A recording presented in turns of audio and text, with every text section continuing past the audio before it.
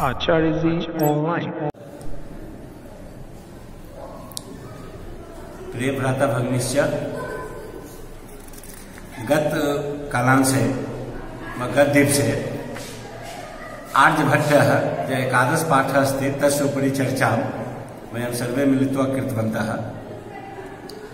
अद्य ज विषयः अस्ति, ज पाठः अस्ति, पाठस्य नाम अस्ति अस्माकं पर्यावरणं। द्वादश पाठः अस्ति। पर्यावरण अस्माकं अर्थात हमारा। अस्मत् शब्दस्य षष्ठी विभक्ति बहुवचनस्य रूपः अस्ति। षष्ठी विभक्ति संबंधकारक बहुवचन अर्थात हमारा। पर्यावरण अर्थात अस्माकं वातावरण, हमारा वातावरण। पर्यावरण अर्थात हमारे चारों ओर का जो आवरण है, जो ये पृथ्वी है हमारी, उस पृथ्वी के चारों ओर का जो आवरण है, उस आवरण को हम पर्यावरण के नाम से जानते हैं। इस आवरण में पृथ्वी के 40 किलोमीटर चारों तरफ, ये जो पृथ्वी होती है, इस पृथ्वी के 40 किलोमीटर चारों तरफ जो हवा का एक स्थूल परत है, मोटा परत है, उस परत को हम पृथ्वी का आवरण कहते हैं। वही आवरण पृथ्वी को सूर्य की तीक्ष्ण उष्मा से सुरक्षित रखता है, जिसके कारण हम सब अपने जीवन यापन को यापित करने में सफल हो जाते हैं। यदि उस पर्यावरण का जो भाग है 40 किलोमीटर स्थूल जो परत है पृथ्वी के चारों तरफ, यदि उसमें भगवान यदि कमी कर दिए होते तो यह पृथ्वी सूर्य के उष्मा से जल सकती थी। उसका उदाहरण हम गर्मी के महीने में देखते हैं। उसमें भी पृथ्वी के बीच जो पास में जो 20 किलोमीटर का आवरण है, वो बहुत घना वायु है। उस वायु जिसको हम अंतरिक्ष नहीं कहते हैं, वो उस 20 किलोमीटर के ऊपर के भाग को हम अंतरिक्ष कहते हैं, जहां पर वायु का जो स्तर है वो बहुत निम्न है, बहुत स्थूल नहीं है। तो इस वातावरण में जो उसका कुछ, उस हवा का कुछ न कुछ औसत है, जिस औसत को संतुलित रखने के लिए हम सबका कर्तव्य निर्धारित है। अगर उस वायु में जो संतुलन है वह यदि गड़बड़ हो जाए, असंतुलित हो जाए, तो हम पर्यावरण को हानि पहुंचाते हैं और घुमा फिरा करके हमारे ऊपर उसका गलत असर पड़ता है और हम सब उससे प्रभावित हो जाते हैं।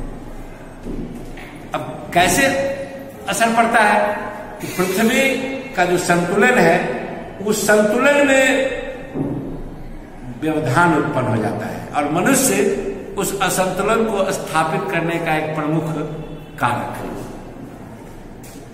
और इसको संतुलित रखना हमारा कर्तव्य है।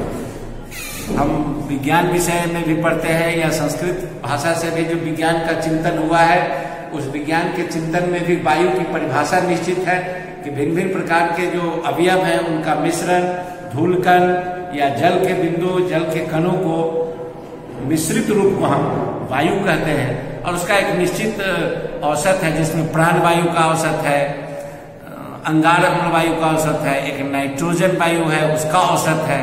वो सब का एक औसत तय है। उसमें ऊपर नीचे होने से यह असंतुलन हो जाता है और उसके कारण हम और हमारा जो पर्यावरण है या हमारे जो मानव सभ्यता है उसका क्षय होता है। आइए इसको पंक्ति के साथ हम देखते हैं, इस पंक्ति में क्या विषय है।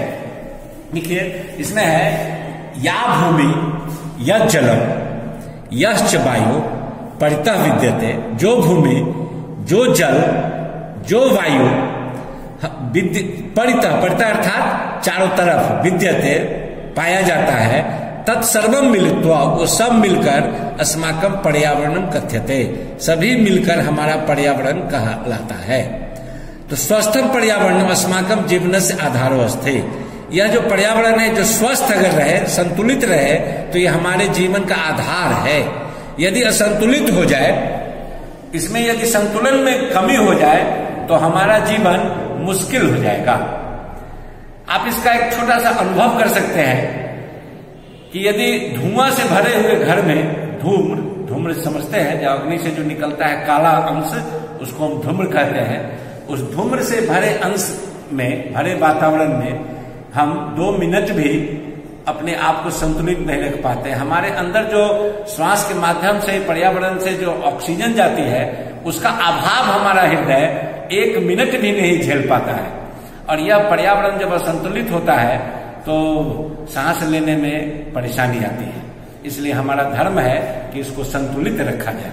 देखिए आगे, पर्यावरण से आधारभूता, इस पर्यावरण का जो आधारभूत चीज है जिसके कारण यह पर्यावरण संतुलित हो सकती है, तो पर्यावरण से आधारभूता वृक्षा भवन्ति, वृक्ष होते हैं। वृक्षा प्राणवायु प्रदाय, वृक्ष प्राणवायु देकर पर्यावरण संतुलितम कुर्वन्ति, इस पर्यावरण को संतुलित करता है। प्रत्येक जीव, ये जो प्रत्येक जीव, ये प्रत्येक जीव, हर जीव श्वसन क्रिया में, यहाँ लता शब्द के आधार पर है अधिकरण कारक, तो श्वसन क्रिया में ऑक्सीजन वायु गृह्णाति, ये जो प्राण वायु, ऑक्सीजन वायु इसको कहते हैं, ये ऑक्सीजन वायु गृह्णाति। अंगार अम्ल वायु, जो उष्ण हवा है, जिसको हम कार्बन डाइऑक्साइड कहते हैं, वायु बहिर्विसृजति, बाहर छोड़ती है।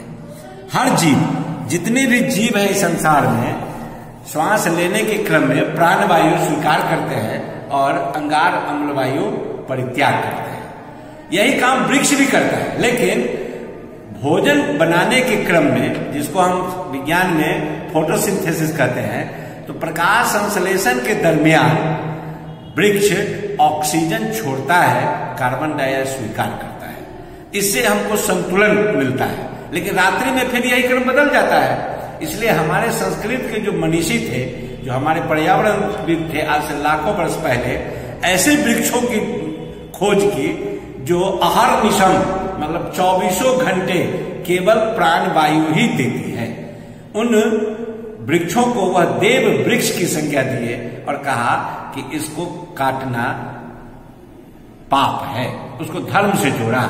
जैसे पीपल का पौधा है, तुलसी का पौधा है, और भी कई प्रकार के नीम के पौधे हैं, भिन्न भिन्न प्रकार के पौधे जो हमें अहर्निशम ऑक्सीजन प्रदान करते हैं। इसको सम्मान देने का हमारे पूर्वजों ने आग्रह किया और हमारे आचरण में इसको ढाल दिया। आज भी हमारे घरों की माताएं बहनें पीपल में जल देने का, तुलसी में जल देने का संस्कार अपने हृदय में रखे हुए हैं। हम सब आज भी देखते हैं उस संस्कार को। उसका मूल कारण है कि वो अहर्निश ऑक्सीजन देता है। अब आइए पुनः यहां देखते हैं, अनेन पर्यावरण स्वस्थ भवति, इस प्रकार से यह पर्यावरण स्वस्थ होता है। यथा शरीर, जिस प्रकार शरीर में फुसफुसम मतलब फेफड़ा कार्य करता है, फेफड़ा को आप विज्ञान में चित्र देखते होंगे, तो फुसफुसम कार्यम करोते, जिस प्रकार से हमारे शरीर में फेफड़ा कार्य करता है, तथैव उसी प्रकार से पर्यावरण में वृक्षा संतुलन स्थापित संपादयन्ते, वृक्ष संतुलन स्थापित करते हैं। इस वीडियो में भैया बहनों अब इतना ही। इसका जो ऊपर का प्रश्न उत्तर है उसको आप देखिएगा, फिर इसको द्वितीय वीडियो जो है उसमें जो बाकी का पैराग्राफ है उसको और उसके प्रश्नोत्तर को हम आपको भेजने का प्रयास करते हैं। धन्यवाद।